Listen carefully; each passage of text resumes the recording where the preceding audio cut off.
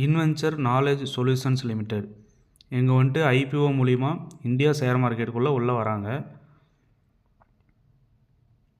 இவங்க வந்துட்டு என்ன பண்ணிகிட்டு இருக்காங்கன்னா, இவங்க வந்து எனேபிள்டு ஹெல்த் கேர் சொல்யூஷன்ஸ் ப்ரொவைடராக இருக்காங்க.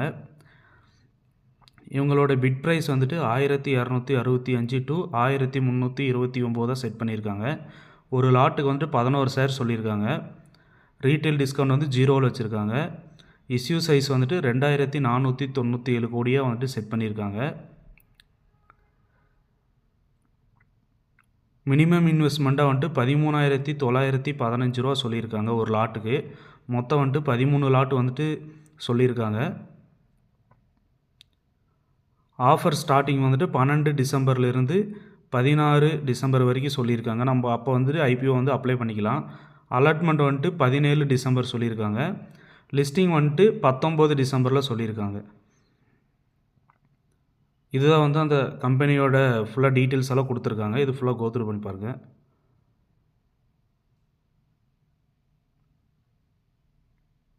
அப்ஜெக்ட் ஆஃப் இஷ்யூ வந்துட்டு ஃபினான்ஷியல் ட்ரெண்டு, அதில் வந்துட்டு டோட்டல் இன்கம்மு, டோட்டல் அசட்டு, நெட்ஒர்த்து இதெல்லாம் கொடுத்துருக்காங்க.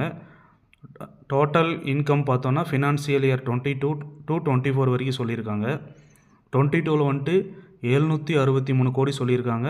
24ல் வந்துட்டு 1817 கோடி சொல்லியிருக்காங்க. அப்போ பார்க்கும்போது இன்க்ரீஸ் தான் ஆகிருக்கு. அதே மாதிரி வந்துட்டு பிஏடி வந்துட்டு அதுவும் இன்க்ரீஸ் தான் ஆகிருக்கு. டோட்டல் அசட்டும் வந்துட்டு 787லேருந்து 3027க்கு போயிருக்கு. அதுவும் இன்க்ரீஸ் ஆகிருக்கு.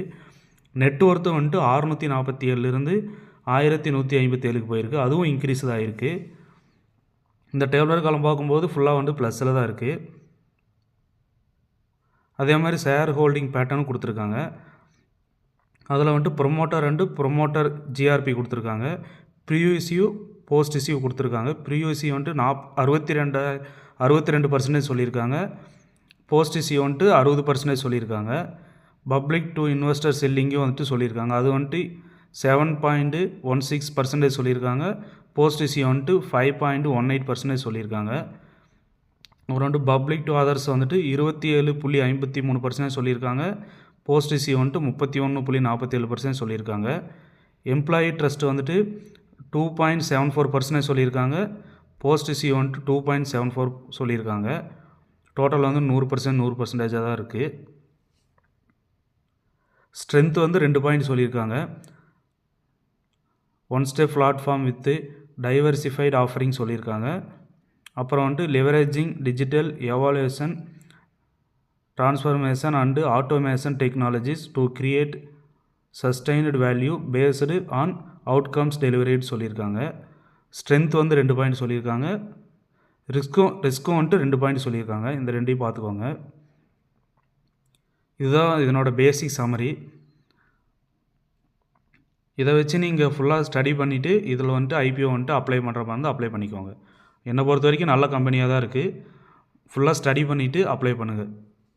நம்ம சேனலை சப்ஸ்கிரைப் பண்ணாதவங்க சப்ஸ்கிரைப் பண்ணி பெல் பட்டனை கிளிக் பண்ணி வச்சுக்கோங்க. நம்ம ரெகுலராக ஐபிஓ வீடியோவெல்லாம் போட போகிறோம்.